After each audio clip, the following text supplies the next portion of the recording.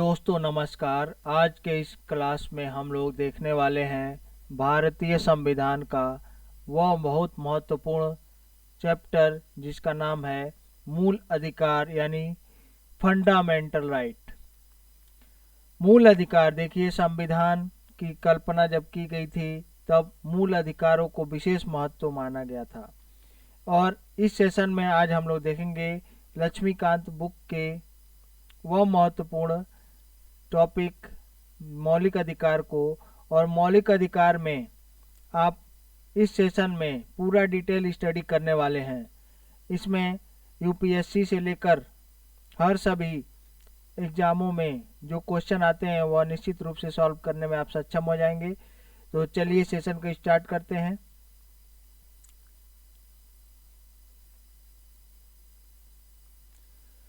मूल अधिकार, देखिए मूल अधिकार भारतीय संविधान में वैसे अमेरिका से लिया गया है, लेकिन मूल अधिकारों की बहुत खास बात क्या है और यह आपके लिए क्यों महत्वपूर्ण है, क्योंकि यहाँ से प्रश्न आते हैं, वह तो महत्वपूर्ण है ही, साथ ही और क्या क्या चीजें देखने को मिलेगी। तो चलिए देखते हैं। पहला पॉइंट देखिए, मूल अधिकार जो है वह कितने हैं हमारे 6 मौलिक अधिकार हैं। टोटल 6 फंडामेंटल राइट अभी हैं। प्रारंभ में यह 7 थे, यानी जब कॉन्स्टिट्यूशन लागू हुआ तो 7 मौलिक अधिकार हम लोग को दिए गए थे, लेकिन वह एक काट दिया गया, आगे उसको देखा जाएगा। तो मौलिक अधिकार पहला देखते हैं हम लोग, राइट टू इक्वेलिटी यानी समानता का अधिकार। दूसरा है स्वतंत्रता का अधिकार, राइट टू फ्रीडम। तीसरा है राइट अगेंस्ट एक्सप्लॉयटेशन, शोषण के विरुद्ध अधिकार। चौथा है right to freedom of religion यानी धार्मिक स्वतंत्रता का अधिकार। पांचवा है कल्चर एंड एजुकेशनल राइट यानी आपका सांस्कृतिक और शिक्षा का अधिकार है। फिर right to constitutional remedy, very important, यहाँ पर संवैधानिक उपचारों का अधिकार, और इसे संविधान की आत्मा भी कहा डॉक्टर अंबेडकर ने। आगे हम लोग देखने वाले हैं। चलिए अगला पॉइंट है आपका, तो भारतीय संविधान के भाग 3 में कौन से भाग में मौलिक अधिकारों को बताया गया है? भाग 3 में, और 12 से लेकर 35 तक मूल अधिकारों का विवरण दिया गया है। इसके संबंध में संविधान निर्माता अमेरिकी संविधान यानी अधिकारों के विधेयक यानी बिल ऑफ राइट्स वहां पे आया था। बिल ऑफ राइट्स, तो बिल ऑफ राइट्स वहां पर लाया गया था और उसमें 10 मौलिक अधिकारों की वहां पे बात की गई है, ठीक है। तो लेकिन हमारे यहाँ 6। संविधान के भाग 3 में 3 को क्या कहा जाता है? भारत का मैग्ना कार्टा की संज्ञा दी जाती है। भारत का मैग्ना कार्टा यानी ऐसा तत्व जो आपका क्या है, बेसिक रूप से परिवर्तनों के साथ जुड़ा हुआ है, तो इसे मैग्ना कार्टा कहा जाता है। याद रखना है, बहुत इंपॉर्टेंट प्रश्न पीटी के लिए हो सकता है कि भारत का मैग्ना कार्टा किस भाग को कहा जाता है संविधान के? तो संविधान का भाग 3 जो सर्वथा उचित भी है। आगे बढ़ते हैं। इसमें एक लंबी और विस्तृत सूची में न्यायोचित मूल अधिकारों का उल्लेख किया गया है, यानी आपके जो मौलिक अधिकार 6 हैं वह न्यायोचित हैं। आप उसके लिए सुप्रीम कोर्ट और हाई कोर्ट में जा सकते हैं अपना मुकदमा लेकर कि हमें मौलिक अधिकार नहीं मिला, और इसके लिए आपका सुनवाई किया जाएगा। वास्तव में मूल अधिकारों के संबंध में जितना विस्तृत विवरण हमारे संविधान में प्राप्त होता है उतना किसी देश में नहीं मिलता, चाहे वह अमेरिका ही क्यों न हो। अमेरिका में देखिए बिल ऑफ राइट्स भले ही आया था, लेकिन उतना विस्तृत वर्णन यानी अर्थात यहाँ पर हर एक पॉइंट को क्लियर किया गया है ताकि कोई ज़्यादा कंफ्यूजन न रहे। फिर है संविधान के द्वारा बिना किसी भेदभाव के हर एक व्यक्ति को मूल अधिकार की गारंटी दी गई है, ठीक है। तो भारत के प्रत्येक नागरिक को मूल अधिकार की गारंटी दी गई है, इसमें कोई भेदभाव नहीं किया जाएगा। आगे बढ़ते हैं हम लोग। अगला पॉइंट, मूल अधिकारों का तात्पर्य राजनीतिक लोकतंत्र के आदर्श को की उन्नति से है। अगर आपसे पूछा जाए कि मूल अधिकार आपको क्या बढ़ाने में सहायता देता है, तो राजनीतिक लोकतंत्र के आदर्श की उन्नति में सहायता देता है। राजनीतिक लोकतंत्र ये अधिकार देश में व्यवस्था बनाए रखने और राज्य के कठोर नियमों के खिलाफ नागरिकों को आज़ादी और सुरक्षा प्रदान करते हैं। आगे है, ये विधानमंडल के कानून के क्रियान्वयन पर तानाशाही को मर्यादित करते हैं। यानी विधानमंडल कोई ऐसा नियम बना दे जो आपके अधिकारों के खिलाफ हो, तो उसके संदर्भ में सुप्रीम कोर्ट में आप पहुंच सकते हैं कि हमारे अधिकारों का हनन हो रहा है।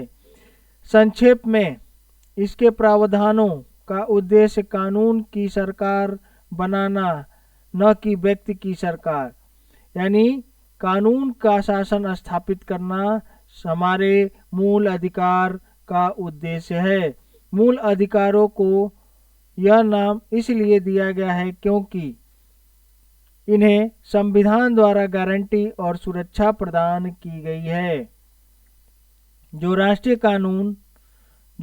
कानून का मूल सिद्धांत है, तो राष्ट्रीय कानून का मूल सिद्धांत है और उसके तहत आपको सुरक्षा गारंटी भी दी गई है। ये मूल अधिकार इसलिए भी हैं क्योंकि ये व्यक्ति के चहुमुखी विकास, तो चहुमुखी विकास कैसे होगा? भौतिक, दूसरा होगा बौद्धिक, तीसरा होगा नैतिक और फिर आध्यात्मिक। तो इस तरह से चहुमुखी विकास की बात कौन करता है? हमारा मौलिक अधिकार। तो मौलिक अधिकार में चहुमुखी विकास संभव है। अब आप देख रहे हैं ह्यूमन राइट्स, जैसे हमारा मौलिक अधिकार किसको दिया गया है? मानव को। और मानव और ह्यूमन राइट्स लगभग मिलते जुलते हैं। तो कभी भी मेंस में प्रश्न आ जाए कि मौलिक अधिकार, जैसे यूपीपीसीएस मेंस या फिर अन्य पीसीएस या फिर आपका यूपीएससी में, कि ह्यूमन राइट्स और हमारे मूल अधिकार में क्या समानता है। तो देखिए, ह्यूमन राइट्स 1948 में आया था। कब आया था? 1948। और डेट क्या था? 10 दिसंबर। इसीलिए हम लोग 10 दिसंबर को क्या बनाते हैं? Human right day. और इस ह्यूमन राइट्स में अगर यूएन में देखा जाए, यूएन यानी संयुक्त राष्ट्र संघ में जो मानव अधिकारों की घोषणा हुई थी, उसमें आपका कितने अनुच्छेद हैं? आर्टिकल्स की संख्या अगर वहाँ पे देखी जाए तो 30 हैं। और जबकि भारत में आपके 6 मौलिक अधिकार हैं। यहाँ पे याद यह रखना है कि मौलिक अधिकार और ह्यूमन राइट्स लगभग वही बातों को हमारे संविधान में कहा गया है। और जो बातें बच गई हैं उसको डीपीएसपी में समाहित कर दिया गया है। लेकिन डीपीएसपी आप उसके लिए न्यायोचित नहीं है, यानी उसके लिए आप सुप्रीम कोर्ट में नहीं पहुंच सकते और हाई कोर्ट में नहीं पहुंच सकते, लेकिन मूल अधिकारों के लिए पहुंच सकते हैं। तो देखते हैं हमारे संविधान के प्रारंभ में, यानी जब संविधान लागू हुआ था, कब लागू हुआ था? 26 जनवरी 1950 को लागू हुआ था। उस समय 26 जनवरी 1950 को लागू हुआ था। उस समय हमारे मौलिक अधिकारों की संख्या कितनी थी? 7। उसमें पहला कौन है? समानता का अधिकार, अनुच्छेद 14 से 18 तक।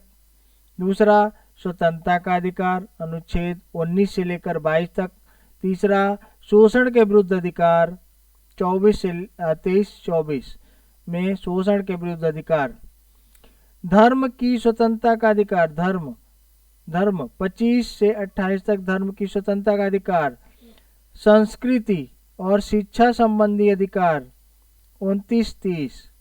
संपत्ति का अधिकार, वेरी इंपॉर्टेंट पॉइंट यह हो जाता है कि जो संपत्ति का अधिकार है निरस्त कर दिया गया, वह पहले अनुच्छेद 31 में वर्णन था, अब यह कहाँ चला गया है? 300A में। और पार्ट, अगर आपसे पूछ लिया जाए पार्ट यानी भाग कौन सा है? 12। तो भाग 12 में इसको भेज दिया गया उठाकर, और यह अब विधिक अधिकार हो गया है। यानी संपत्ति के अधिकार को मूल अधिकार से हटाकर विधिक अधिकार में बदल दिया गया है। तो यह अब विधिक अधिकार है। प्रश्न पूछा जाता है तो उत्तर आपको यही देना है। आगे है फिर संवैधानिक उपचारों के अधिकार। संवैधानिक उपचारों का अधिकार, बहुत बार यह प्रश्न पूछा जाता है छोटे एग्जामों में, एसएससी ओएसएससी में तो बहुत बार पूछा गया है, और पीसीएस में, कि भारत के संविधान की आत्मा और हृदय कौन है। आत्मा और हृदय यही है 32। आगे है अनुच्छेद 31 के तहत संपत्ति के अधिकार को ध्यान रखना है। संपत्ति के अधिकार के बारे में फिर से हम लोग देख लेते हैं। संपत्ति के अधिकार को 44वें संशोधन अधिनियम में 1978 के द्वारा मूल अधिकारों की सूची से हटा दिया गया था। किसके अधिकार की सूची से? मूल अधिकार की सूची से हटा दिया गया था। और इसको कहाँ स्थापित कर दिया गया था? भाग 12 में के अनुच्छेद 300 क में यानी ए में स्थापित कर दिया गया। अब यह कानूनी अधिकार है, यानी विधिक अधिकार कानूनी अधिकार है। इस तरह फिलहाल भारत में 6 मौलिक अधिकार हैं। 6 मौलिक अधिकार: समानता का अधिकार, स्वतंत्रता का अधिकार, शोषण के विरुद्ध अधिकार, संस्कृति का अधिकार और संवैधानिक उपचारों का अधिकार। यह याद रखना आपको। हमारे 6 मौलिक अधिकार, यानी आधा दर्जन मौलिक अधिकार आप रखे हुए हैं। अब आते हैं मूल अधिकारों की विशेषता क्या है। यह प्रश्न आपका पूछा जा सकता है अगर आप पीसीएस दे रहे हैं, यूपी पीएससी दे रहे हैं, एमपी पीएससी दे रहे हैं, यानी कोई भी पीसीएस एग्जाम दे रहे हैं, साथ ही यूपीएससी में भी बहुत इंपॉर्टेंट है, यही से ही क्वेश्चन आते हैं। तो आपसे पूछ दिया जाएगा कि मूल अधिकारों की विशेषता क्या है। तो मूल अधिकार को संविधान में निम्नलिखित विशेषताओं के साथ सुनिश्चित किया गया है। पहला विशेषता, उनमें से कुछ सिर्फ नागरिकों के लिए उपलब्ध है। ठीक है, तो सब कुछ नागरिकों के लिए और कुछ विदेशी के लिए भी उपलब्ध है, जबकि कुछ अन्य सभी व्यक्तियों के लिए उपलब्ध है, यानी सभी व्यक्तियों के लिए, विश्व किसी व्यक्ति के लिए भी, चाहे वह नागरिक या विदेशी लोग या कानूनी व्यक्ति जैसे परिषद, कंपनी हो, यानी कोई भी हो, उसके लिए कुछ होगा। यानी 2 भागों में हम लोग देख सकते हैं मतलब मौलिक अधिकार को। एक तो होगा सिटीजन को, यानी भारतीय नागरिक को, और दूसरा फॉरेनर्स को भी होगा और बाकी अन्य को भी होगा। ये असीमित नहीं है। ध्यान रखना है कि हमारा मौलिक अधिकार असीमित नहीं है, यानी आप जैसे आपका मौलिक अधिकार है बोलने का अधिकार, लेकिन आप कुछ भी नहीं बोल सकते हैं। सरकार के विरुद्ध या फिर अव्यवस्था फैलाने के लिए कुछ भी नहीं बोल सकते हैं। तो ध्यान रखना है, ये असीमित नहीं है, लेकिन वाद योग्य होते हैं। लेकिन क्या है? वाद योग्य होते हैं, यानी इसके लिए आप सुप्रीम कोर्ट में पहुंच सकते हैं। राज्य उन युक्त प्रतिबंध लगा सकता है, राज्य मौलिक अधिकार पर युक्त प्रतिबंध लगा सकता है। हालांकि एक कारण उचित है या नहीं, इसका निर्णय अदालत करेगी कि अगर प्रतिबंध लगाया गया है तो उचित है या नहीं। इस तरह ये व्यक्तिगत अधिकारों एवं पूरे समाज के बीच संतुलन कायम करते हैं। संतुलन व्यक्तिगत स्वतंत्रता और सामाजिक नियंत्रण के बीच। तो संतुलन किसके बीच स्थापित करते हैं मौलिक अधिकार? बहुत इंपॉर्टेंट है। संतुलन व्यक्तिगत स्वतंत्रता और सामाजिक नियंत्रण के बीच स्थापित करते हैं। आगे है, वे सभी प्रकार के एक पक्षीय निर्णय के विरुद्ध उपलब्ध हैं। वे सभी प्रकार के एक पक्षीय निर्णय के विरुद्ध उपलब्ध हैं। हालांकि उसमें से कुछ निजी व्यक्तियों के खिलाफ भी उपलब्ध है। इसमें से कुछ नकारात्मक विशेषताओं वाले हैं, जैसे राज्य के प्राधिकारों को सीमित करने से संबंधित, जबकि कुछ सकारात्मक होते हैं, जैसे व्यक्ति के लिए विशेष सुविधाओं का प्रावधान करते हैं। सकारात्मक तौर से कुछ विशेष सुविधाओं का प्रावधान करते हैं। आगे है ये न्यायोचित है। ये क्या है? न्यायोचित है, यानी इसके लिए आप सुप्रीम कोर्ट में जा सकते हैं मुकदमा लेकर। ये व्यक्तियों को अदालत जाने की अनुमति देते हैं जब इसका उल्लंघन होता है। इन्हें उच्चतम न्यायालय द्वारा गारंटी और सुरक्षा प्रदान की जाती है, यानी लागू करने का अधिकार अगर देखा जाए तो सुरक्षा प्रदान करने का काम मूल अधिकारों को कौन देता है? उच्चतम न्यायालय देता है। हालांकि पीड़ित व्यक्ति सीधे उच्चतम न्यायालय जा सकता है। यह आवश्यक नहीं है कि केवल उच्च न्यायालय के खिलाफ ही वह अदालत वहां अपील करने जाए। जैसे जनरली आप देखते हैं तो हमारा क्या है, एक ऐसा सी व्यवस्था बनाया गया है कि सबसे पहले आपको डिस्ट्रिक्ट कोर्ट जाना होता है, फिर उसके बाद हाई कोर्ट जाना होता है, हाई कोर्ट के बाद सुप्रीम कोर्ट जाना होता है बाकी मामलों में। लेकिन आप कहाँ सुप्रीम कोर्ट पहुंच सकते हैं? जब आपका फंडामेंटल राइट का उल्लंघन हो जाए। ठीक है, तो फंडामेंटल राइट का जैसे उल्लंघन होगा आप कहाँ पहुंच जाएंगे? सीधे सुप्रीम कोर्ट, आर्टिकल 32 के अनुसार। आगे देखते हैं इसकी विशेषताओं में।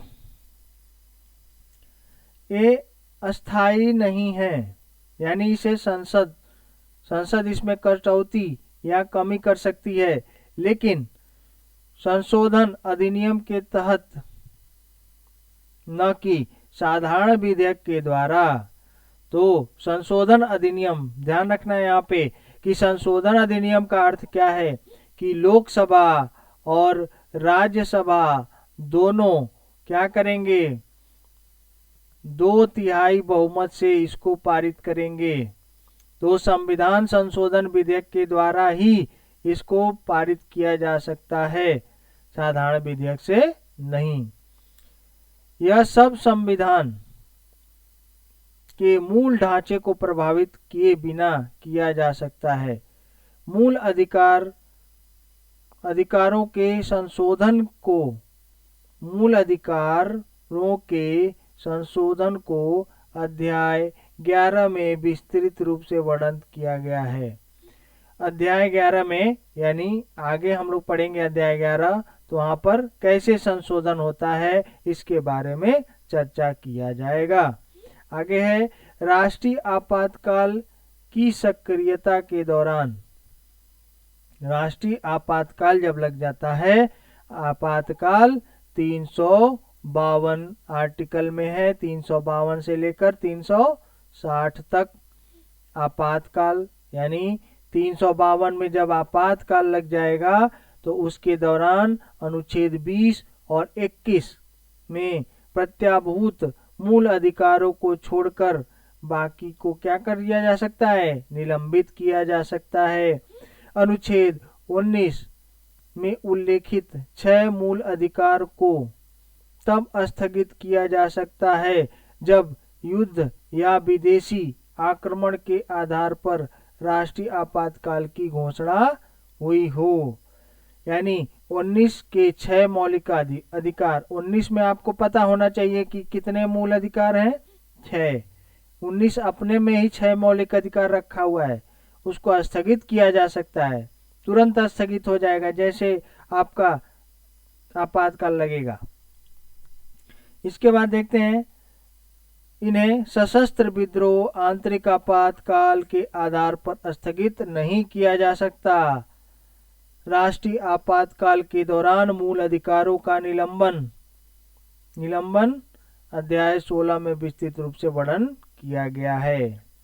तो राष्ट्रीय आपातकाल के बारे में आगे हम लोग पढ़ेंगे तो और ज्यादा डिटेल में देखेंगे। यहाँ मौलिक अधिकार को देखिए। चलिए अगला पॉइंट है कि अनुच्छेद 31 का संपत्ति आदि के अधिग्रहण पर कानून की रक्षा द्वारा इसके क्रियान्वयन की सीमाएं हैं। अनुच्छेद 31 ख में क्या है? अधिनियमों और विनियमों का विधि मान्यीकरण 9वीं सूची में शामिल किया गया है। यानी कुछ विधि ऐसी है जिस पर सुप्रीम कोर्ट विशेष अधिकार नहीं रखता, वह कहाँ पर है? 31 ख और 9वीं अनुसूची में इसको शामिल किया गया है।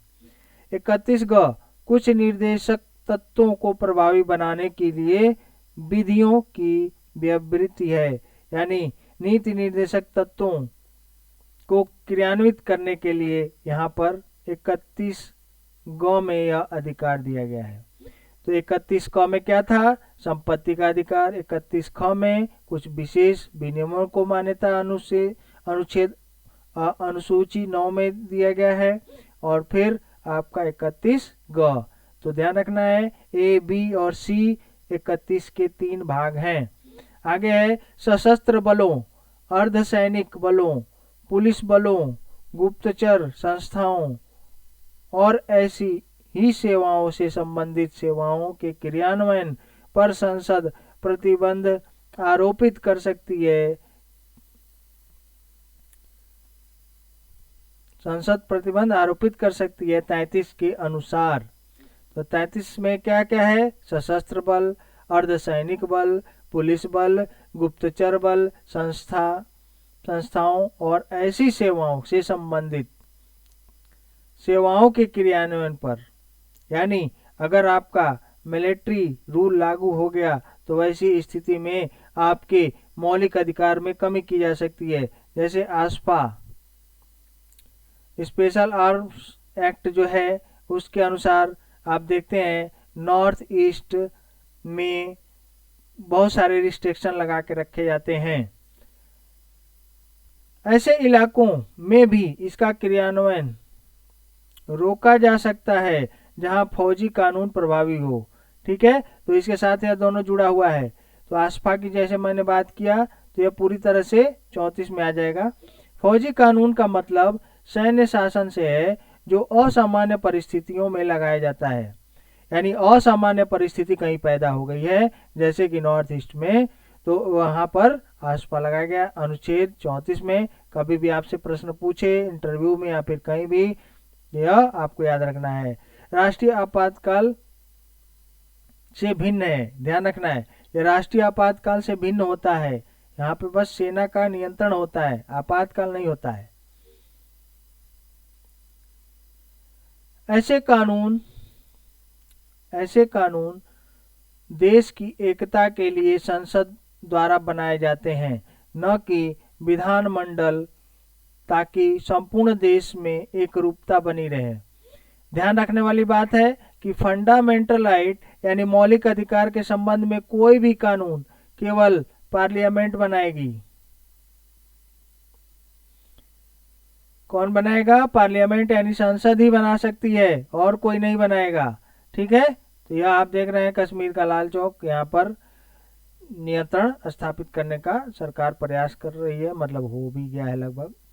आगे है फिर राज्य की परिभाषा क्या है? अब राज्य की परिभाषा देखिए, सबसे पहले तो अगर आप मौलिक अधिकार देख लें फंडामेंटल राइट, यानी फंडामेंटल राइट आपका किसके विरुद्ध है? राज्य, स्टेट के विरुद्ध है। तो स्टेट के अगर विरुद्ध है तो आपको क्या जानना चाहिए कि पहले स्टेट कौन है। अगर आप स्टेट को जानेंगे तभी आप फंडामेंटल राइट को क्लेम कर सकते हैं उसके विरुद्ध। तो चलिए, मूल अधिकारों से संबंधित भिन्न भिन्न उपबंधों में राज्य शब्द का प्रयोग किया गया है। इस तरह से अनुच्छेद 12 भाग 3 के उद्देश्य के तहत परिभाषित किया गया है, यानी अनुच्छेद 12 के भाग 3 में इसको परिभाषित किया गया है। इसके अनुसार राज्य में निम्नलिखित शामिल हैं। पहला, कार्यकारी एवं विधायी अंगों को संसदीय सरकार में क्रियान्वित करने वाली सरकार और भारत की संसद। तो कौन कौन होगा? अ में विधायी अंग को संघीय सरकार के क्रियान्वयन वाली सरकार, और मतलब राज्य और केंद्र को शामिल कर लिया गया। दूसरा ब में होगा राज्य सरकार के विधायी अंगों को प्रभावित करने वाली सरकार और राज्य विधानमंडल। सभी निकाय जो नगर पालिका हैं इत्यादि, वह भी इसमें शामिल होंगे। फिर इसके बाद है अन्य सभी निकाय, अन्य सभी निकाय अर्थात वैधानिक या गैर संवैधानिक प्राधिकरण जैसे LIC, ONGC, सेल इत्यादि, यानी जो भी गवर्नमेंट ऑर्गेनाइजेशन है इसके अंतर्गत शामिल किया जाएगा। इस तरह राज्य को विस्तृत रूप से परिभाषित किया गया है, यानी राज्य को विस्तृत रूप से बताया गया है, यानी कोई भी गवर्नमेंट ऑर्गेनाइजेशन है प्राइवेट को छोड़कर वह राज्य में मानी जाएगी। इसमें शामिल इकाइयों के कार्यों को अदालत में तब चुनौती दी जा सकती है जब मूल अधिकारों का हनन हो रहा हो, जब मूल अधिकारों का हनन हो रहा हो, ऐसी स्थिति में यहाँ पर क्या दिया जा सकता है, चुनौती दिया जा सकता है। उच्चतम न्यायालय के अनुसार, उच्चतम न्यायालय के अनुसार कोई भी निजी इकाई या एजेंसी जो बतौर राज्य की संस्था काम कर रही हो, अनुच्छेद 12 के तहत राज्य के अर्थ में आती है। तो उच्चतम न्यायालय क्या कहता है भाई, कोई भी निजी इकाई या एजेंसी जो बतौर राज्य संस्था का काम कर रही हो, अनुच्छेद 12 के तहत राज्य के अर्थ में आ जाती है। यानी अगर गवर्नमेंट ने किसी को टेंडर दे दिया प्राइवेट कंपनी को, तो वह राज्य के अंतर्गत आ जाती है। यानी यह आप समझ चुके होंगे कि यह आप कौन किस किस को राज्य कह सकते हैं। अगला पॉइंट, मूल अधिकारों से असंगत विधियां, यानी कौन कौन सी विधियां असंगत हैं इससे। तो सबसे पहले अब देखते हैं अनुच्छेद 13। अनुच्छेद 13 घोषित करता है कि मूल अधिकारों से असंगत या उनकी अल्पीकरण करने वाली विधियां शून्य होंगी। दूसरे शब्दों में न्यायिक समीक्षा के योग्य होंगी। यानी सुप्रीम कोर्ट न्यायिक समीक्षा करता है, उसमें उसको शक्ति प्राप्त होती है अनुच्छेद 13 से। आगे है, यह शक्ति उच्चतम न्यायालय यानी अनुच्छेद 32 और उच्च न्यायालय 226 को प्राप्त है, जो किसी विधि को मूल अधिकारों का उल्लंघन होने के आधार पर गैर संवैधानिक या अवैध घोषित कर सकते हैं। अनुच्छेद 13 के अनुसार विधि शब्द को निम्न में शामिल कर व्यापक रूप दिया गया है। क्या क्या भाई, तो अस्थायी विधियां संसद, राज्य विधानमंडल द्वारा पारित। अस्थायी विधियां क्या होंगी, अस्थायी विधियां संसद और राज्य विधानमंडल द्वारा पारित। अस्थायी विधियां जैसे राज्यपालों, राष्ट्रपति द्वारा जारी अध्यादेश। अस्थायी विधियां क्या होंगी, राज्यपाल और राष्ट्रपति द्वारा पारित अध्यादेश को भी विधि कहा जाएगा। आगे है प्रत्यायोजित विधायन, यानी कार्यपालिका विधायन की प्रकृति में संवैधानिक साधन जैसे अध्यादेश, आदेश, उपविधि, नियम, विनियम, अधिसूचनाएं इसमें शामिल होंगी। इसमें विधि के गैर विधायी स्रोत जैसे विधि का बल रखने वाली रूढ़ी और प्रथा, यानी ऐसी परंपराएं जो विधि के रूप में विकसित हो चुकी हैं।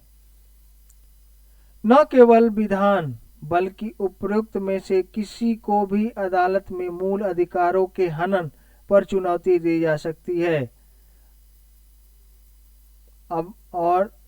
दी जा सकती है, अवैध घोषित किया जा सकता है। यानी सुप्रीम कोर्ट किसी भी विधि को अवैध घोषित कर सकती है यदि वह मौलिक अधिकारों का हनन करते हैं। इस तरह अनुच्छेद 13 घोषित करता है कि संविधान संशोधन कोई विधि नहीं है। संविधान संशोधन कोई विधि नहीं है, इसलिए उसे चुनौती नहीं दी जा सकती। यद्यपि उच्चतम न्यायालय ने केशवानंद भारती मामले 1973 में कहा कि मूल अधिकारों के हनन के आधार पर संविधान संशोधन को चुनौती दी जा सकती है यदि वह संविधान के मूल ढांचे के खिलाफ हो। तो पहले यहाँ पे सुप्रीम कोर्ट ने कहा था कि संविधान संशोधन कोई विधि नहीं है, अतः उसको चुनौती नहीं दी जा सकती। यद्यपि क्या हुआ, फिर केशवानंद भारती मामले में मूल अधिकार को संरक्षित करने के लिए मूल ढांचे का सिद्धांत दिया गया और उसमें कहा गया कि यदि आप क्या करते हैं, मूल ढांचे को नष्ट करते हैं, तब चुनौती दी जा सकती है। मूल अधिकार पर एक नज़र में अब हम लोग देखते हैं। मूल अधिकार को अनुच्छेद वाइज देख लेते हैं, यहाँ से प्रश्न पूछे जाते हैं। तो पहला है पॉइंट आपका समानता का अधिकार, यानी राइट टू इक्वालिटी, समान है सभी।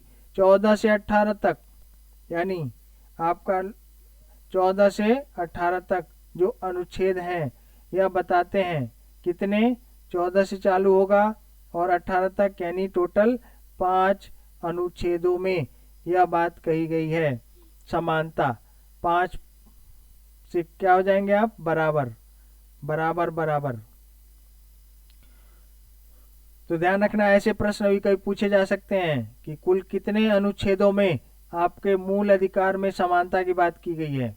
तो पहला है विधि के समक्ष समानता और विधि का समान संरक्षण, अनुच्छेद 14 में कहा गया है।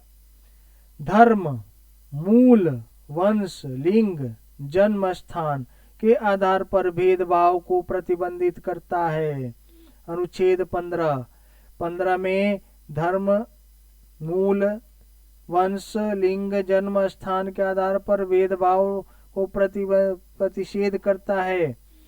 और ध्यान रखना है कि इसके आधार पर आप किसी से भेदभाव नहीं कर सकते हैं, और अगर आप भेदभाव करेंगे तो आप पे कार्रवाई की जाएगी। अगला है फिर लोक नियोजन के विषय में अवसर की समानता। लोक नियोजन यानी सरकारी नौकरियों में सभी लोग बराबर फॉर्म भरेंगे लगातार, जितनी बार चाहे, नहीं मतलब एज लिमिट तक भर सकते हैं, और सभी को बराबर परीक्षा का अवसर दिया जाएगा। लेकिन आगे हम लोग इन दोनों ही अनुच्छेदों में यानी 15 और 16 में अपवादों को भी देखेंगे जो आरक्षण को बताता है। आगे है अस्पृश्यता का अंत। अस्पृश्यता का अंत किया गया है, यानी छुआछूत का अंत। जैसे महात्मा गांधी ने अस्पृश्यता के अंत के लिए आंदोलन चलाया था, उसी प्रकार संविधान में भी इसको शामिल किया गया है। तो अस्पृश्यता का अंत और उसका आचरण से निषेध करने के लिए बात 17 में कहा गया है। यह बहुत बार पीटी में प्रश्न पूछा जाता है, अस्पृश्यता का अंत कौन से अनुच्छेद में है। अब है सेना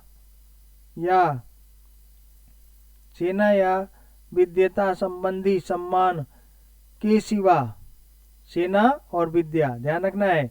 सेना में लेफ्टिनेंट, कर्नल इत्यादि जो पद होते हैं, उसके बाद विद्या में डॉक्टर की उपाधि होती है।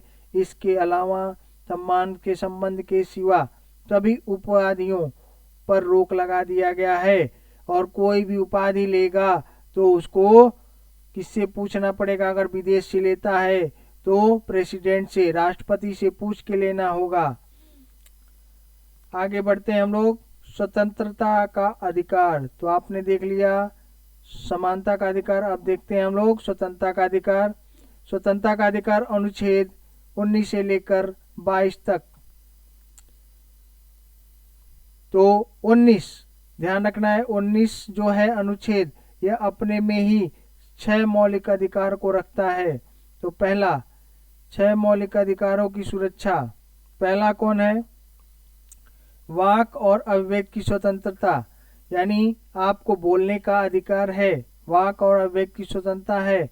इसी के अंतर्गत प्रेस की स्वतंत्रता है, आरटीआई की स्वतंत्रता है। आगे है सम्मान सम्मेलन, फिर संघ, फिर संचरण, निवास, वृत्ति, यह सारी चीजों को शामिल किया गया है। तो वाक अभिव्यक्ति की स्वतंत्रता है इसमें शामिल है, यानी इसको एक फॉर्मूले से आप याद कर सकते हैं। सबसे पहले आप अगर नेता बनते हैं या फिर भगवान बुद्ध का उदाहरण ले सकते हैं। सबसे पहले उन्होंने क्या किया कि प्रवचन दिया, यानी लोग इकट्ठा हुए, फिर पहले तो प्रवचन दिया, फिर सम्मेलन बुलाया, सम्मेलन में क्या हुआ, लोग इकट्ठा हो गए। अब इकट्ठा होने के बाद क्या किया उन्होंने, संघ बना दिया।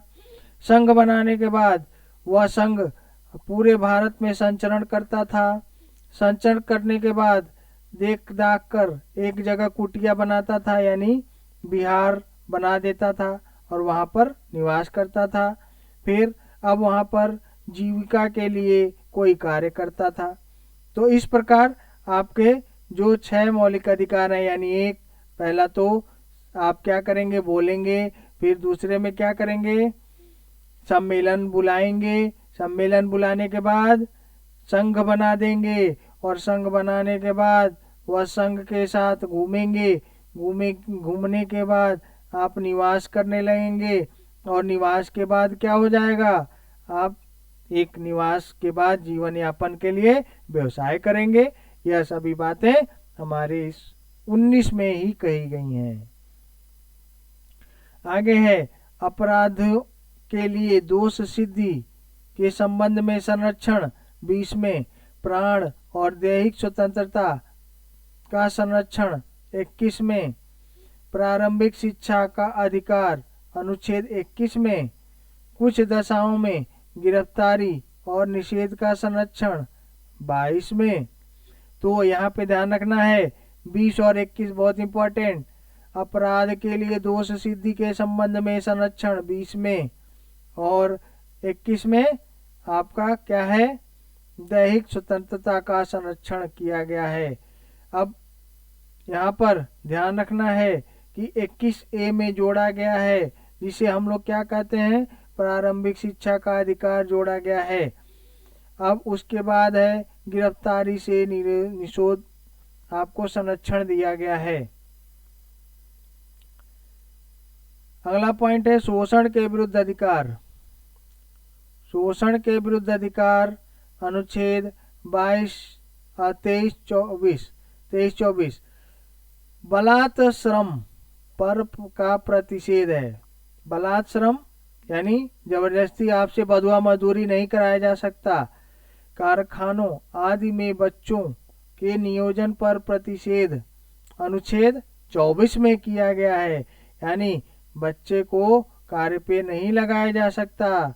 अनुच्छेद 24 यानी 24/7 ऐसा मत कर देना कि बच्चों से कार्य करवा रहे हो।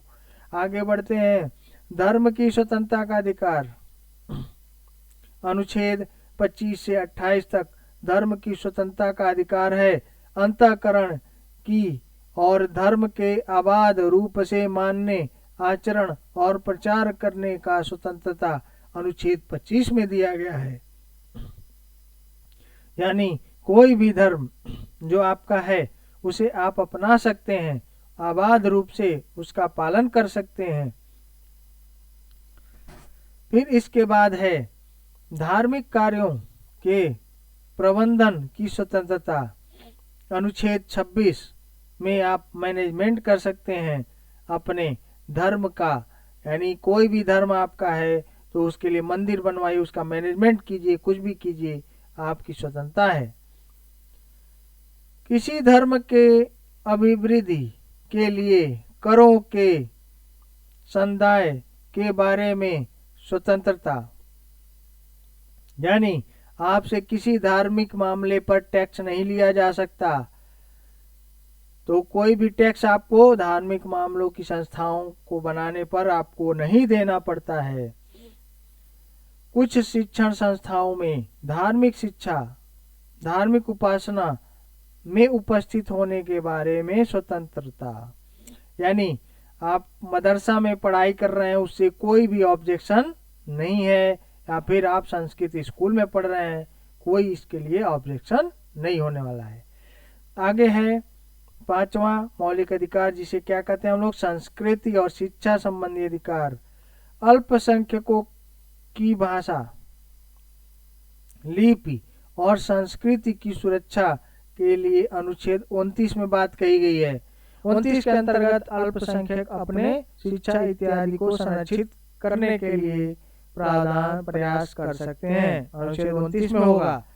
अगला है आपका शिक्षण संस्थाओं की स्थापना प्रशासन करने का अल्पसंख्यक वर्ग का अधिकार, अनुच्छेद 30। संवैधानिक उपचारों का अधिकार, अनुच्छेद 32।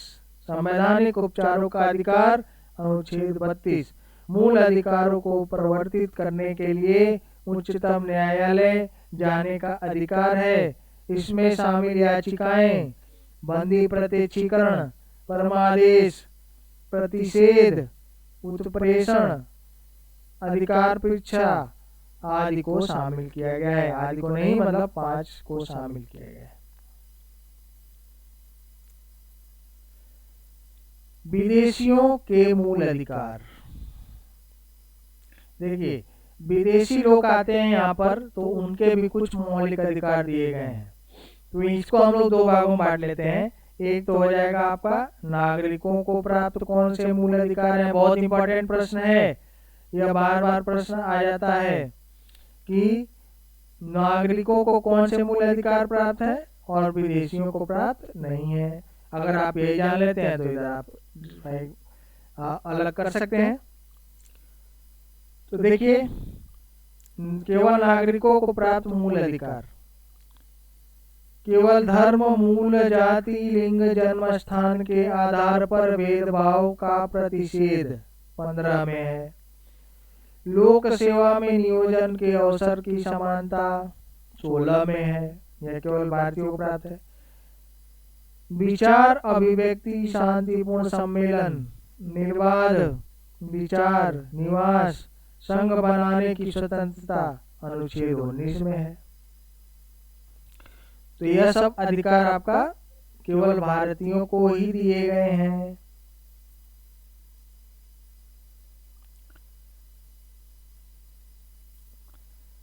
अब देख लेते हैं लोग विदेशियों को क्या क्या मिला है। विदेशियों को, नागरिक एवं विदेशियों को प्राप्त शत्रु लोगों को छोड़कर, यानी अगर पाकिस्तान हमारा शत्रु है तो उसको छोड़कर, ठीक है, शत्रु को जानते हैं आप, अगर उससे लड़ाई हुआ हो, चीन भी हमारे शत्रु में ही गिना जाएगा। विधि के समझ समानता, विधि के समझ समानता, विधियों के समान संरक्षण, यह 14, यानी यह भारतीयों को भी प्राप्त है और विदेशियों को भी प्राप्त है। अपराध के लिए दोष सिद्धि के संबंध में संरक्षण 20, प्राण और दैहिक स्वतंत्रता के संबंध में संरक्षण 21।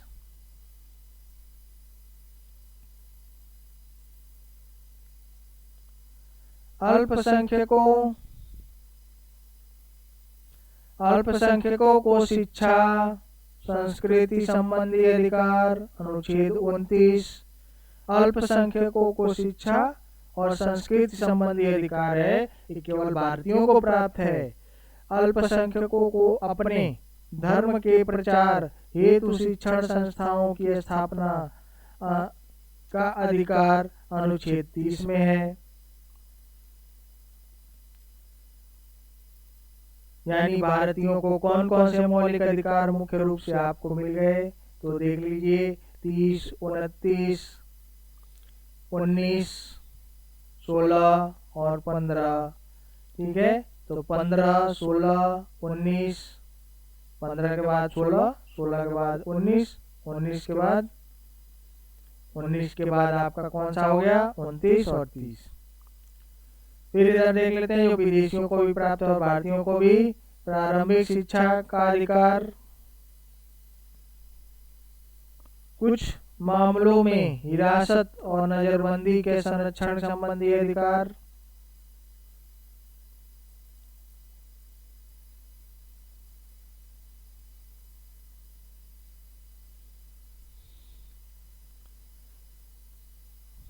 बाल श्रम अवैध मानव व्यापार के विरुद्ध प्रतिषेध 23, कारखानों आदि में बच्चों के नियोजन पर प्रतिषेध 24, धर्म की अभिवृद्धि के लिए प्रयास की स्वतंत्रता 25, धार्मिक संस्थाओं के संचालन की स्वतंत्रता 26, किसी धर्म को प्रोत्साहित करने हेतु कर में छूट 27, कुछ विशिष्ट संस्थाओं के धार्मिक आदेश को जारी करने की स्वतंत्रता 28। आते हैं अब हम लोग अगले पॉइंट पर, डिटेल में देख लेते हैं कि क्या कह रहा है हमारा पहला पॉइंट, यानी पहला मौलिक अधिकार जो है समानता का अधिकार।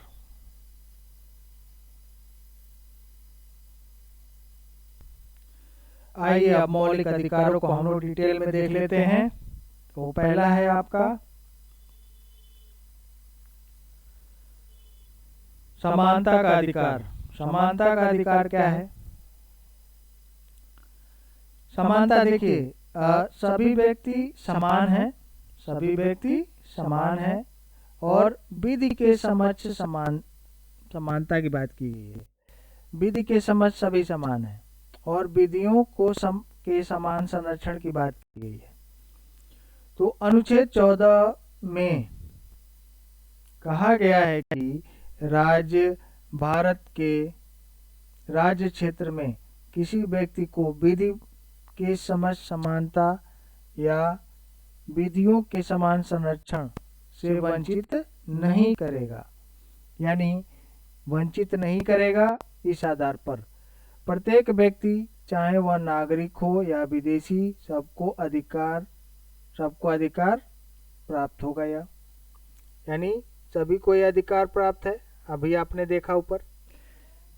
आगे देखते हैं, इसके अतिरिक्त व्यक्ति शब्द में विधिक व्यक्ति अर्थात संवैधानिक निगम, कंपनी, पंजीकृत समिति, किसी भी अन्य तरह का विधिक व्यक्ति सम्मिलित है।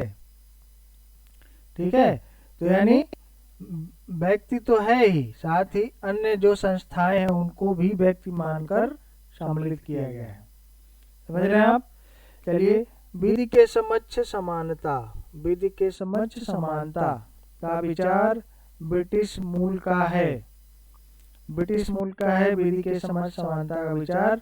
और ध्यान रखना है यह बात कि विधि के समक्ष समानता का विचार कहाँ से लिया गया है? ब्रिटेन से। ब से विधि और ब से ब्रिटेन। तो विधि के समक्ष समानता। विधियों के समान संरक्षण अमेरिका। अमेरिका इक्वल, सबको इक्वल रखने की बात करता है, तो समान संरक्षण की बात यह करता है। और आपका विधि के समक्ष समानता की बात कौन करता है?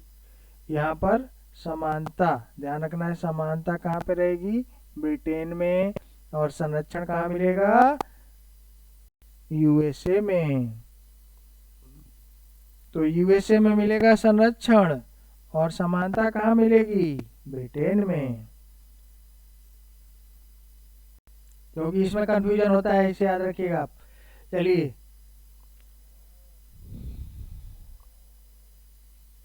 पहले संदर्भ में शामिल है किसी व्यक्ति के पक्ष में विशिष्ट विशेषाधिकारों की अनुपस्थिति, यानी इसमें किसी व्यक्ति को स्पेशल ट्रीटमेंट नहीं दिया जाएगा।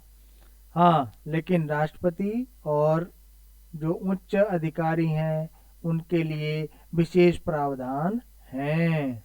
आगे बढ़ते हैं हम लोग। साधारण विधि न्यायालय के तहत सभी व्यक्तियों के लिए समान व्यवहार की बात की गई है। साधारण विधि न्यायालय के तहत सभी व्यक्ति को समान व्यवहार दिया जाएगा। कोई व्यक्ति अमीर, गरीब, ऊंच नीच, गैर अधिकारी विधि के ऊपर नहीं है। कोई भी व्यक्ति अमीर, गरीब, ऊंच नीच विधि से ऊपर नहीं है। यानी विधि के समक्ष क्या है, समान है। ब्रिटेन से लिया गया, याद रखना है। दूसरे संदर्भ में निहित है, दूसरे संदर्भ में निहित है।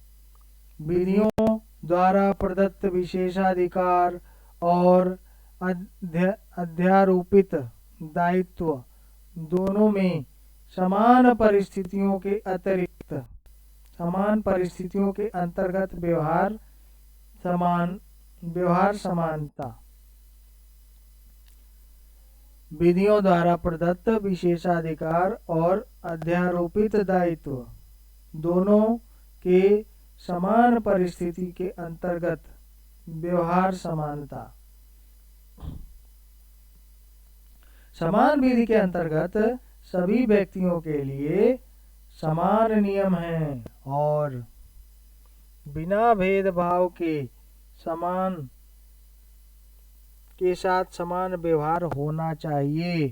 तो यह क्या कह रहा है, दूसरे संदर्भ में विधि के द्वारा प्रदत्त विशेषाधिकार और अध्यारोपित दायित्व दोनों में समान परिस्थितियों के अंतर्गत व्यवहार समान होना चाहिए। दूसरा कार्य है कि समान विधि के अंतर्गत सभी व्यक्तियों के लिए समान नियम होने चाहिए, बिना भेदभाव के सम्मान के साथ समान व्यवहार होना चाहिए। इस तरह पहला नकारात्मक संदर्भ है। पहला क्या है, नकारात्मक संदर्भ, और जबकि दूसरा सकारात्मक है। हालांकि दोनों का उद्देश्य विधि, अवसर और न्याय की समानता है। विधि, अवसर और न्याय की समानता है। उच्चतम न्यायालय ने व्यवस्था दी कि जहां समान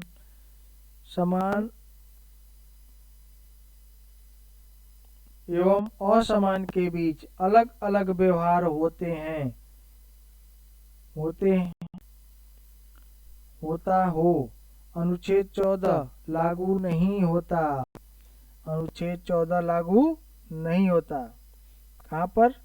उच्चतम न्यायालय ने दिया कि भाई जहाँ समान एवं असमान के बीच अलग अलग व्यवहार होता हो, वहाँ अनुच्छेद 14 लागू नहीं होता। यद्यपि अनुच्छेद 14 श्रेणी विधान को अस्वीकृत करता है, जहाँ विधि द्वारा व्यक्तियों, वस्तुओं और लेन देन के तर्कसंगत वर्गीकरण को स्वीकार करता है, लेकिन वर्गीकरण विवेक शून्य बनावटी नहीं होना चाहिए, बल्कि विवेकपूर्ण, सशक्त और पृथक होना चाहिए।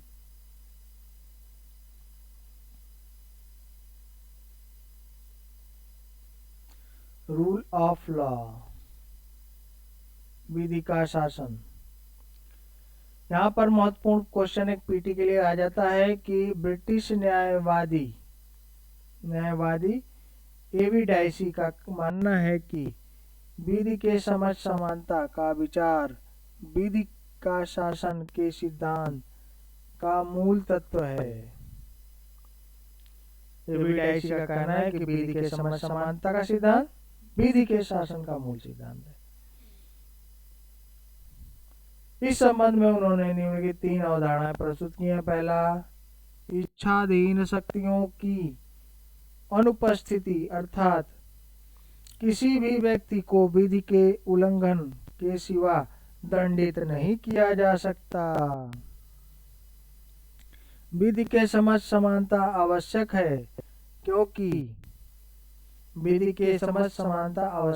क्योंकि अमीर, गरीब, ऊंच नीच, अधिकारी, गैर अधिकारी कानून के ऊपर नहीं है। तीसरा, व्यक्तिक अधिकारों की प्रमुखता, अर्थात संविधान व्यक्तिक अधिकारों का परिणाम है, जैसे कि न्यायालय द्वारा इसे परिभाषित और लागू किया जाता है, न कि संविधान व्यक्तिक अधिकारों का स्रोत है। ठीक है, तो यह 3 बातें कहते हैं एवी डाइसी की इच्छाधीन शक्तियों की उपस्थिति, अर्थात किसी व्यक्ति को विधि के उल्लंघन के सिवा दंडित नहीं किया जा सकता, यानी आपको पनिशमेंट तभी मिलेगा जब आपने विधि का उल्लंघन किया है। दूसरा यह कहता है कि विधि के समझ समानता अत्यंत आवश्यक है। कोई व्यक्ति अमीर गरीब हो, ऊंच नीच हो, उसको सबको समान ही माना जाएगा। व्यक्तिगत अधिकारों की प्रमुखता, अर्थात संविधान व्यक्तिगत अधिकारों का परिणाम है, व्यक्तिगत अधिकारों का परिणाम है, जैसे न्यायालय द्वारा परिभाषित और लागू किए गए। पहले एवं दूसरे कारक भारतीय संविधान की व्यवस्था में लागू है। पहला और दूसरा जो बात यहाँ पे कहा गया है भारतीय संविधान की व्यवस्था में लागू हो सकता है, तीसरा नहीं। भारतीय संवैधानिक व्यवस्था में संविधान में भारत के व्यक्तिगत अधिकारों का स्रोत है। यहाँ पर व्यक्तिगत अधिकारों का स्रोत भारतीय संविधान को बनाया गया है। आगे सर्वोच्च न्यायालय का मानना है कि अनुच्छेद 14 के अंतर्गत उल्लेखित विधि का शासन ही संविधान का मूल तत्व है। सर्वोच्च न्यायालय का मानना है कि अनुच्छेद 14 के अंतर्गत उल्लेखित विधि का शासन ही संविधान का मूल तत्व है। इसलिए इसमें किसी तरह का यहाँ तक कि संशोधन के द्वारा समाप्त नहीं किया जा सकता। ठीक है, तो विधि के समझ समानता को मूल ढांचे में शामिल किया गया है और इसे समाप्त करना संभव नहीं है। अगला पॉइंट, समानता के अपवाद। देखिए दोस्तों, इसको आप लोग कान में लगाकर ऐसे ही सुनते रहिए, 2 बार सुनेंगे, सारा लक्ष्मीकांत आपको याद हो जाएगा और निश्चित रूप से आपको बहुत ज्यादा फायदा होने वाला है। इसलिए इस सेशन को कंप्लीट देखिए, लगातार नहीं, भले ही रुक रुक कर आप देख सकते हैं, लेकिन इसको कंठस्थ करने का प्रयास करें, क्योंकि लक्ष्मीकांत की बुक एक बार आप याद कर लिए तो निश्चित रूप से आपको आगे पॉलिटी में समस्या नहीं होने वाली है। और पॉलिटी में समस्या नहीं होने का मतलब आपका सिलेक्शन सुनिश्चित हो सकता है, श्योर सक्सेस हो सकता है। तो अगर आपको ये सेशन अच्छा लग रहा हो तो आप इसको शेयर और लाइक कर सकते हैं और चैनल को सब्सक्राइब कर सकते हैं। तो आगे बढ़ते हैं, समानता के अपवाद। अब अपवाद कहाँ पे मिल जाता है हम लोग को? समानता तो सबके लिए कहा गया कि भाई सब समान है, लेकिन अपवाद क्या है? विधि के समझ समानता का नियम पूर्ण नहीं है। इसके लिए कोई संवैधानिक निषेध एवं अन्य अपवाद है। इसके कई संवैधानिक निषेध और अन्य अपवाद हैं।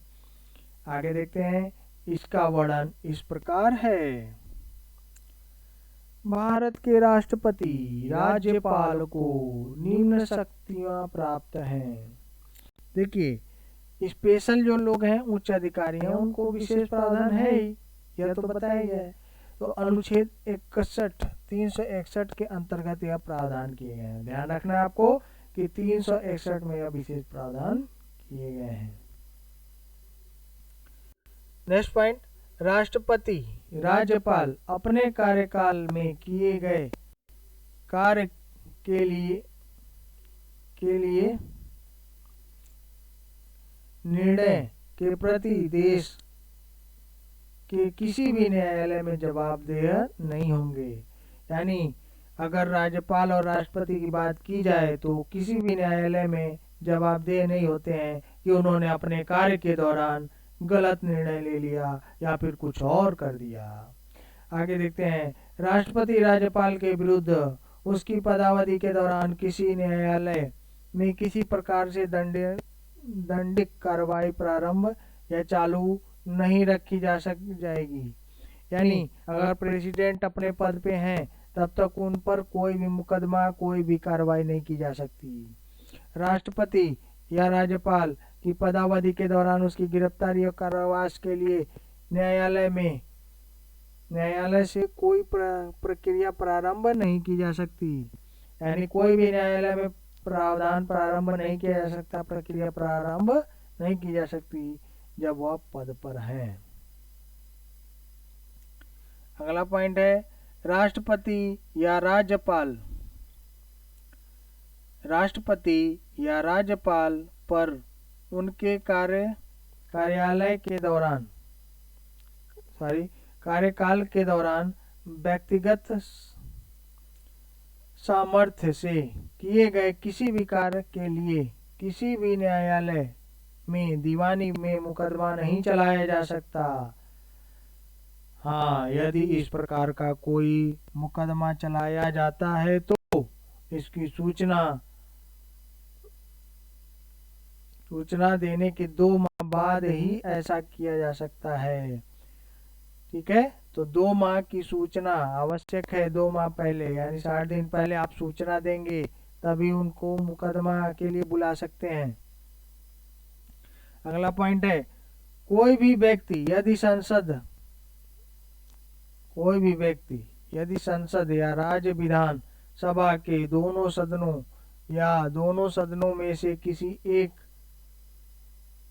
की सत्य कार्रवाई से संबंधित विषय वस्तु का प्रकाशन समाचार पत्र, रेडियो, टेलीविजन में करता है तो उस पर किसी भी प्रकार का दीवानी और फौजदारी मुकदमा देश के किसी न्यायालय में नहीं चलाया जा सकेगा। अनुच्छेद 361 क में कहा गया है। यानी संसद में कोई कार्रवाई चल रही है और उसका प्रसारण हो रहा है, कुछ भी हो रहा है, ठीक है, तो उसके लिए सुप्रीम कोर्ट और हाई कोर्ट में आप लेके नहीं पहुंच सकते, यानी संरक्षण दिया गया है। संसद में या उसके किसी समिति में संसद के किसी सदस्य द्वारा कही गई किसी बात पर दिए गए किसी मत के संबंध में उसके विरुद्ध न्यायालय में कार्रवाई नहीं की जा सकती। यानी जो हमारे लोकसभा के सदस्य हैं, लोकसभा राज्यसभा यानी मेंबर ऑफ पार्लियामेंट जो हैं, कोई भी बात करते हैं तो उसके लिए उन पर न्यायालयिक कार्रवाई नहीं की जा सकती। कहाँ पर कहते हैं? संसद में हुआ हंगामा करते हैं ना, तो उसके लिए कोई ऐसा प्रावधान नहीं किया जा सकता। आगे है राज्य विधानमंडल में, सेम बात वही भी है। राज्य विधानमंडल में या उसके किसी समिति के विधानमंडल के किसी सदस्य द्वारा कही गई बात या दिए गए किसी मत के संबंध में न्यायालय विरुद्ध कार्रवाई नहीं कर सकता। अनुच्छेद 194। तो यहाँ पे अनुच्छेद ध्यान रखिएगा कि संसद वाला, पार्लियामेंट वाला कितना था?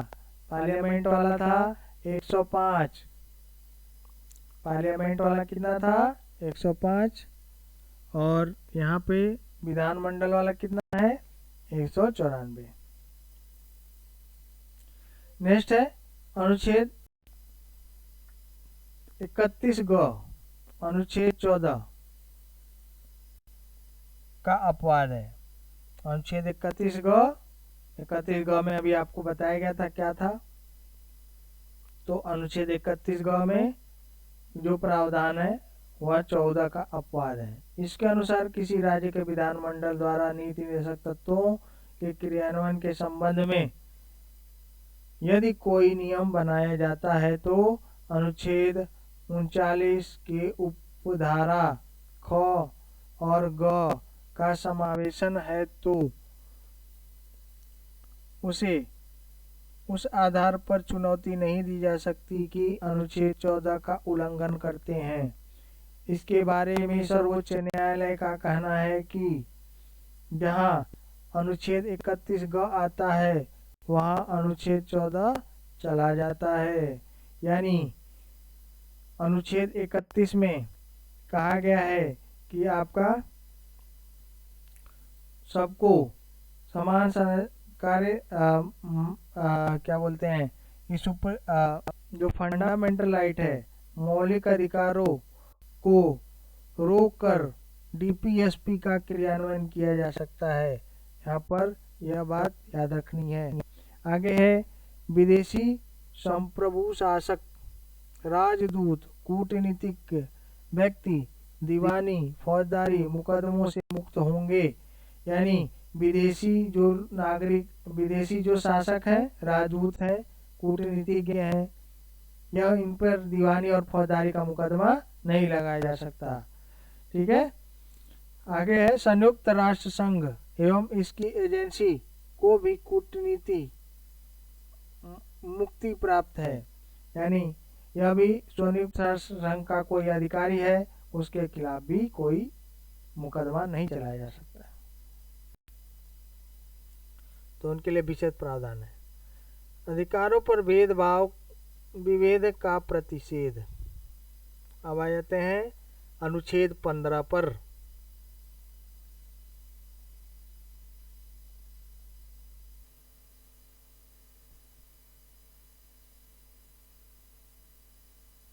तो देखिए फ्रेंड, आगे है आपका कुछ अपराधों पर विवेद का प्रतिषेध। अनुच्छेद 15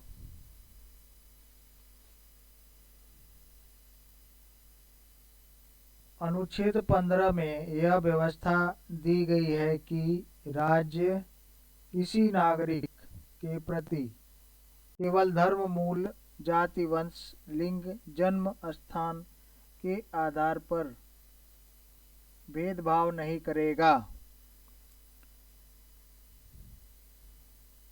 इसमें 2 कठोर शब्दों की व्यवस्था की गई है, विवेद और केवल।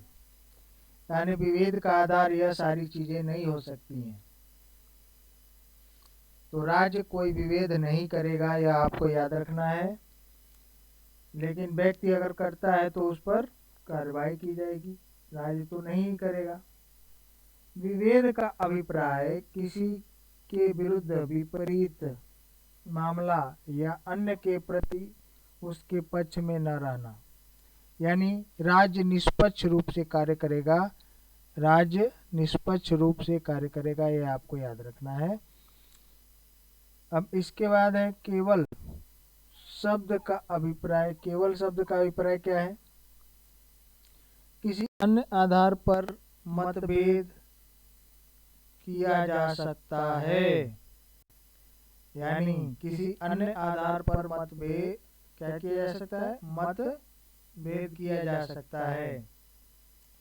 अनुच्छेद 15 की दूसरी व्यवस्था में कहा गया है कि राज्य किसी नागरिक के प्रति केवल धर्म, मूल, वंश, लिंग, जन्म स्थान या इसमें से किसी के आधार पर दुकानों, सार्वजनिक भोजनालयों, होटल, सार्वजनिक मनोरंजन के स्थानों में प्रवेश या पूर्णतः भागतः राज्य की निधि से पोषित साधारण जनता के प्रयोग के लिए समर्पित कुआं, तालाब, स्नान घाट दायित्वों का निर्वर्धन शर्त के अधीन नहीं होगा। यानी यहाँ पे ध्यान रखने वाली बात यह है कि किसी आधार पर किसी भी स्थान पर के प्रयोग पर कोई प्रतिबंध नहीं होगा। और प्रतिबंध युक्ति हो सकता है कि अगर साधारण व्यक्ति को राष्ट्रपति भवन में घुसने दिया जाए तो निश्चित रूप से क्या होगा, समस्या हो सकती है। इसलिए यहाँ पर कुछ युक्त प्रतिबंध जरूर हैं, लेकिन विभेद इस आधार पे नहीं किया जा सकता है। तो केवल शब्द से अभिप्राय आपको याद रखना है और भेद के आधार पर।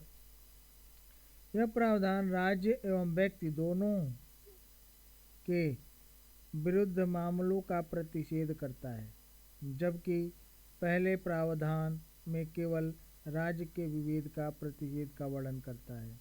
यानी दूसरा जो केवल वाला मामला है वह राज्य और व्यक्ति दोनों के लिए ही गिना जाता है।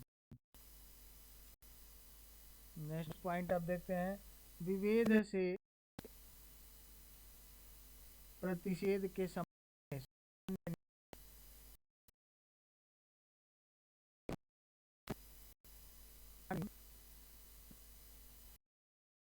अपवाद, इसके 3 अपवाद हैं। पहला, राज्य को इस बात की अनुमति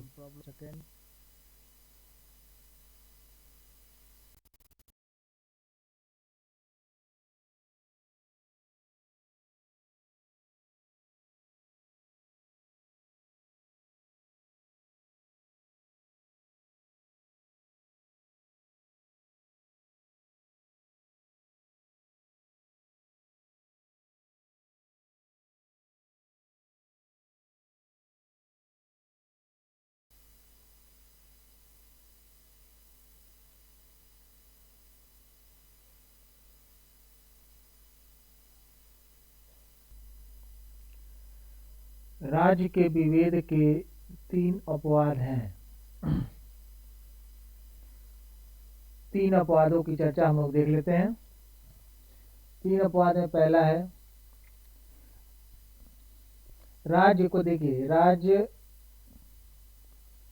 को इस बात की अनुमति है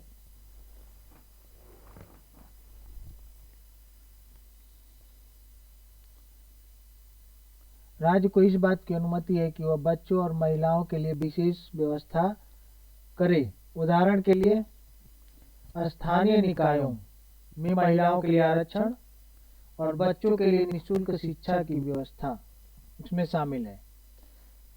तो जैसा आप देखेंगे कि जब हमारे यहाँ पंचायत का प्रावधान लागू किया गया था 73वें संवैधानिक संशोधन के द्वारा, तो उसमें 33% महिलाओं को आरक्षण दिया गया है।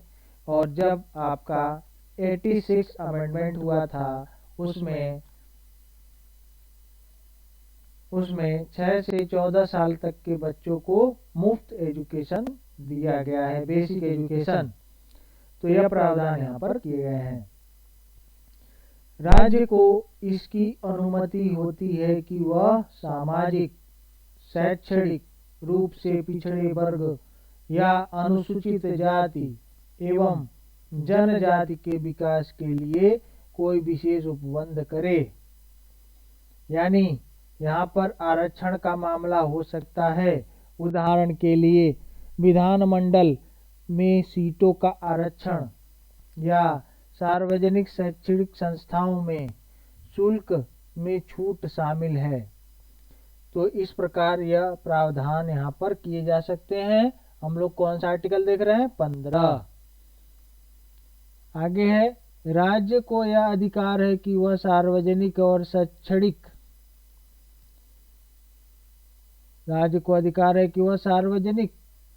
एवं शैक्षणिक रूप से पिछड़े लोगों या अनुसूचित जाति, अनुसूचित जनजाति के लोगों के उत्थान के लिए शैक्षणिक संस्थाओं में प्रवेश के लिए छूट संबंधी नियम बना सकता है। यहीं पर आपको SC और ST के रिजर्वेशन की बात करता है, SC और ST के रिजर्वेशन की, और बाकी जो रिजर्वेशन का जो मामला था वो बाद में लाया गया। तो यह कॉन्स्टिट्यूशन में प्रारंभ से ही दिया गया है। आगे है, ये शैक्षणिक संस्थाएं राज्य से अनुदान प्राप्त हो, निजी, अल्पसंख्यक, किसी भी प्रकार के हो सकते हैं। सरकार को कमजोर वर्ग के नागरिकों को उन्नति के लिए विशेष प्रावधान बनाने का अधिकार है। पुनः सरकार ऐसे कार्यों के लिए शिक्षण संस्थाएं, चाहे वे सरकारी हो, निजी हो, सहायता प्राप्त हो या न हो, में नामांकन हेतु 10% सीटें आरक्षण कर सकती है। अपवाद अल्पसंख्यक संस्था है। यहाँ 10% आरक्षण पहले से जारी आरक्षण के अतिरिक्त है। यानी यहाँ पर याद रखना है कि कोई भी शैक्षणिक संस्थान हो, उसमें 10% आरक्षण सरकार जारी कर सकती है। आगे है, इस उद्देश्य के लिए सरकार कमजोर वर्गों की पहचान समय समय पर अधिसूचित करती रहेगी इस आधार पर परिवार की आय, आर्थिक प्रतिक्रियाओं के अन्य संकेत होंगे। यानी यहाँ पर ही परिवार की आय और आर्थिक प्रतिक्रियाओं की बात की गई है। अगर आर्थिक रूप से क्या है, लाभ कमा रहा है, तो यहाँ पर शायद उसको आरक्षण न मिले। जैसा कि अभी क्रीमी लेयर का कॉन्सेप्ट इसी से जुड़ा हुआ है, जिसमें अधिक आय वाले लोगों को आरक्षण का फायदा न दिया जाए, यह बात कही जाती है। अब आइए आरक्षण के मुद्दे को हम लोग डिस्कस कर लेते हैं। शैक्षणिक संस्थाओं में अन्य पिछड़े वर्ग ओबीसी को आरक्षण। शैक्षणिक संस्थाओं में ध्यान रखना है। और 93 कॉन्स्टिट्यूशनल अमेंडमेंट में यहाँ पर यह बात कही गई थी। देखिए, चलिए आइए देखते हैं हम लोग 93 उपरोक्त बाद में। देखिए, शैक्षणिक संस्थाओं में पिछड़े वर्ग के ओबीसी के लिए बात हो रही है, ध्यान रखना है। ओबीसी 93वें संशोधन 2005 द्वारा शामिल किया गया। 93वें संशोधन 2005 द्वारा शामिल किया गया। इस प्रावधान के क्रियान्वयन के लिए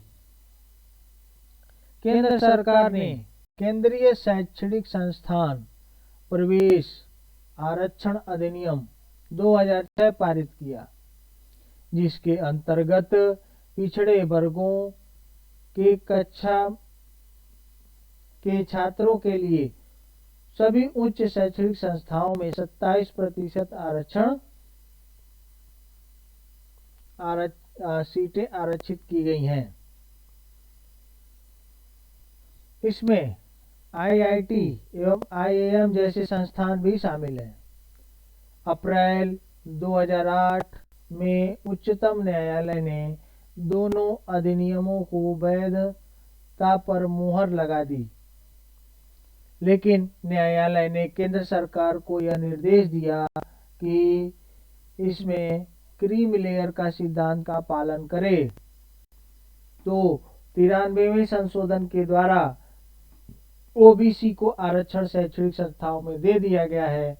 और लेकिन यहाँ पर किसका पालन करना है? क्रीमी लेयर के सिद्धांत का। अब समस्या यह है कि भारत में लोग अपनी आय को निश्चित रूप से बताते नहीं है कि कितना है, और इसलिए यहाँ पर लागू करने में समस्या होती है। बैकवर्ड क्लास में देखिए दो कैटेगरी बांटा गया है बैकवर्ड क्लास में, यानी ओबीसी में। पहला है कौन सा? क्रीमी लेयर, और दूसरा है non creamy layer. Creamy layer का मतलब क्या है? पिछड़े वर्ग के भिन्न भिन्न तबके के छात्र क्रीमी लेयर श्रेणी में आते हैं, उन्हें आरक्षण का लाभ नहीं मिलेगा। इसमें क्या कहता है प्रावधान? संवैधानिक पद धारण करने वाले व्यक्ति, राष्ट्रपति, उपराष्ट्रपति, उच्च न्यायालय, उच्चतम न्यायालय, उच्च न्यायालय के न्यायाधीश, संघ लोक सेवा आयोग के अध्यक्ष सदस्य, राज्य लोक सेवा आयोग अध्यक्ष सदस्य, मुख्य निर्वाचन आयुक्त, नियंत्रक एवं महालेखा परीक्षक आदि, यानी जो बड़ी पोस्ट पे हैं सारे, उनको कोई लाभ नहीं मिलेगा। वर्ग ए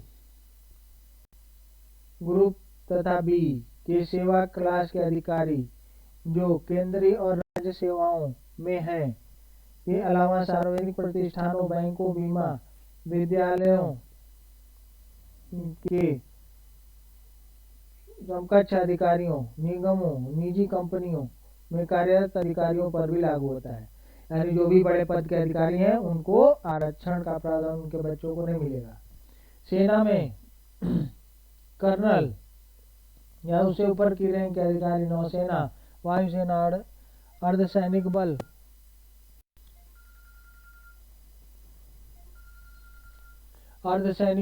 इत्यादि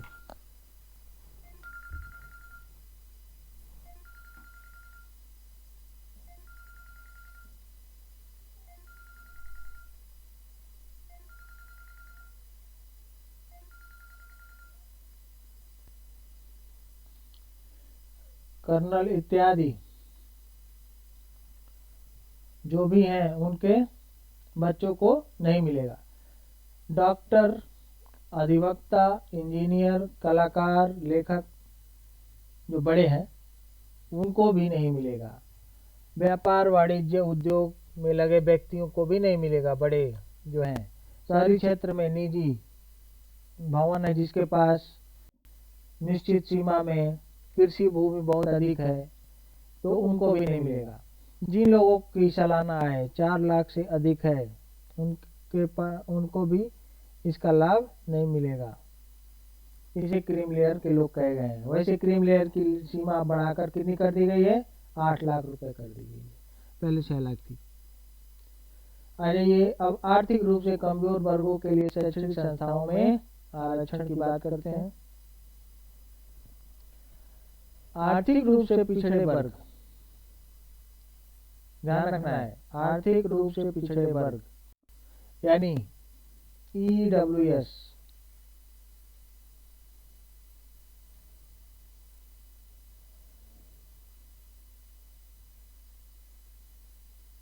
तो आर्थिक रूप से पिछड़े जो वर्ग के लोग हैं उनको क्या किया जाएगा? जो EWS सर्टिफिकेट बनवाते हैं सामान्य वर्ग के लोग, तो 103वें संशोधन अधिनियम द्वारा 2019 में जोड़ा गया। 2019 में इस प्रावधान को प्रभावी बनाने के लिए केंद्र सरकार ने 2019 में शिक्षण संस्थाओं के नामांकन में आर्थिक रूप से कमजोर वर्गों के लिए 10% आरक्षण संबंधी आदेश दिया। यानी आर्थिक रूप से कोई पिछड़ा हो सकता है जिसको 10% आरक्षण दिया जाएगा। इस आरक्षण का लाभ आर्थिक रूप से कमजोर वर्ग उन व्यक्तियों को मिलेगा जो अनुसूचित जाति, अनुसूचित जनजाति तथा अन्य पिछड़ा वर्ग के लिए पहले से जारी आरक्षण व्यवस्था से अवतरित न हो। यानी जिनको लाभ मिल गया है अनुसूचित जाति, अनुसूचित जनजाति तथा पिछड़े वर्ग को, उनको यह लाभ नहीं मिलेगा, अन्य को मिलेगा। यानी आर्थिक रूप से पिछड़ा कोई भी हो सकता है, जिसको लाभ नहीं मिला है उसको मिलेगा। इसके लिए निम्नलिखित अर्हताएं निर्धारित की गई हैं। पहला, जिस व्यक्ति के पास 6 लाख से कम आय हो, आर्थिक रूप से कमजोर वर्ग के रूप में चिन्हित किया जाएगा। आय के अतिरिक्त सभी स्रोत, आय के अंतर्गत सभी स्रोत से आय सम्मिलित की जाएगी।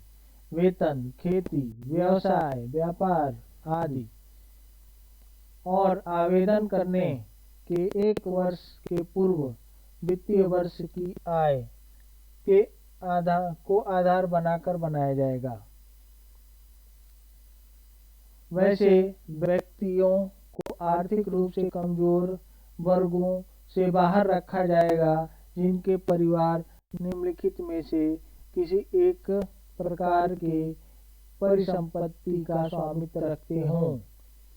5 एकड़ या उससे अधिक भूमि, 1000 वर्ग फीट या उससे बड़ा आवासीय फ्लैट, अधिसूचित नगर पालिकाओं के अंतर्गत 100 गज या उससे बड़ा आवासीय भूखंड प्लाट,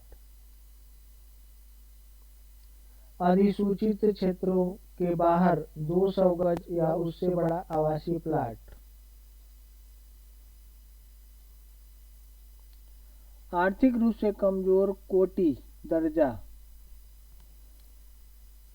आर्थिक रूप से कमजोर कोटि दर्जा निर्धारण करते समय परिवार द्वारा भिन्न भिन्न नगरों स्थानों पर धारित संपत्ति को एक साथ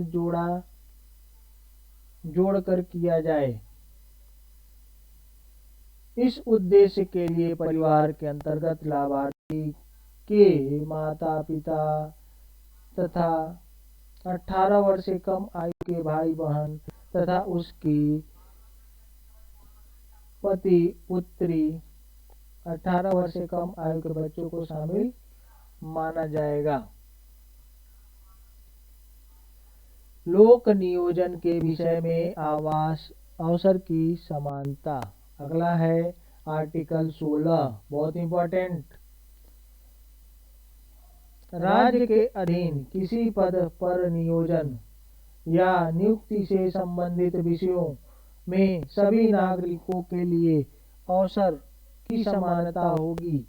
किसी भी नागरिक के साथ भेदभाव नहीं किया जा सकता या केवल धर्म, वंश, जाति, जन्म के स्थान के आधार, निवास के आधार पर राज्यों से किसी भी रोजगार एवं कार्यालयों के लिए अयोग्य नहीं ठहराया जा सकता।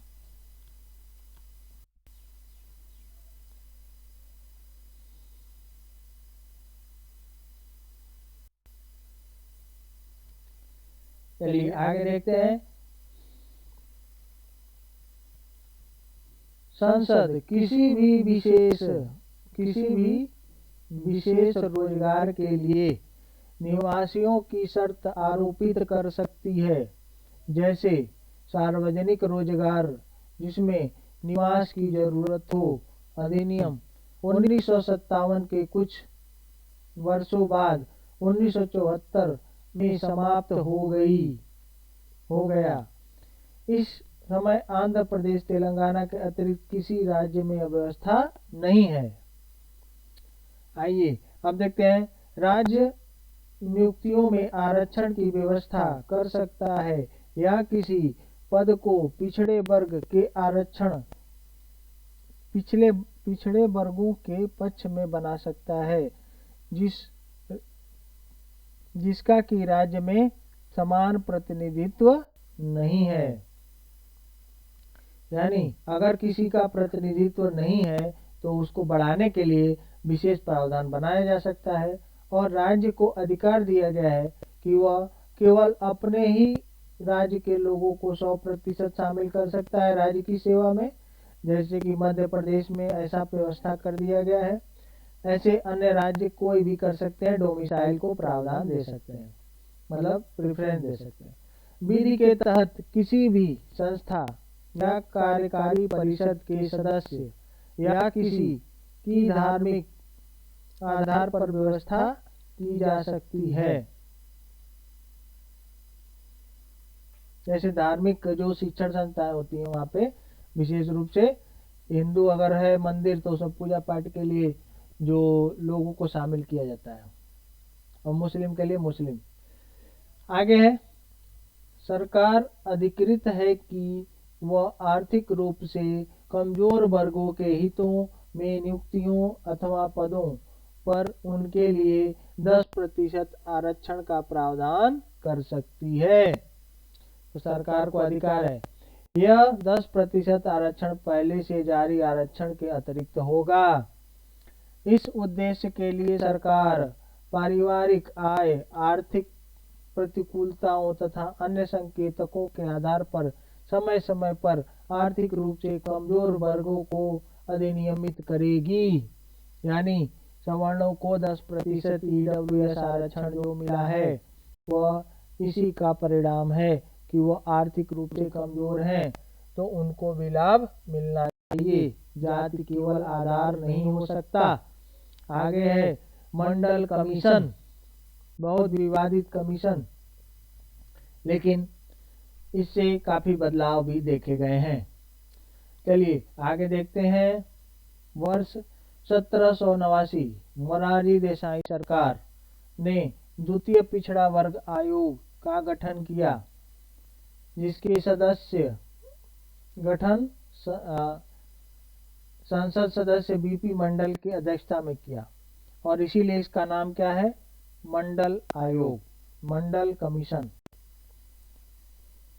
आपको बताना है कि पहला पिछड़ा वर्ग आयोग किसकी अध्यक्षता में बनाया गया था। कमेंट बॉक्स में बता सकते हैं तो बढ़िया रहेगा, नहीं तो हम ही बता देते हैं। काका कालेकर, काका कालेकर, काका कालेकर कमीशन का गठन किया गया था सबसे पहले। ठीक है, तो उसमें काका कालेकर ने बता दिया कि लगभग 50% लोग भारत में बैकवर्ड हैं, यानी ओबीसी कैटेगरी के हो सकते हैं। और उनको भी आरक्षण दिया जाना चाहिए। किसके अलावा? SC और ST के अलावा। तो जनसंख्या के आधार पर देखा जाए तो यह प्रावधान किया गया था, लेकिन उस समय यह प्रावधान 54 में नहीं माना गया। आगे है फिर अगला पॉइंट, अनुच्छेद 340। बहुत इंपॉर्टेंट, बार बार प्रश्न आया हुआ है कि अनुच्छेद 340 के तहत पिछड़े वर्ग के लोगों को की शैक्षिक तथा सामाजिक स्थिति की जांच करने हेतु करते हुए उनकी उन्नति के लिए सुझाव प्रस्तुत करने की व्यवस्था करता है। यानी पिछड़े वर्ग के लिए आरक्षण का प्रावधान के संबंध में विशेष बात 340 में किया गया है।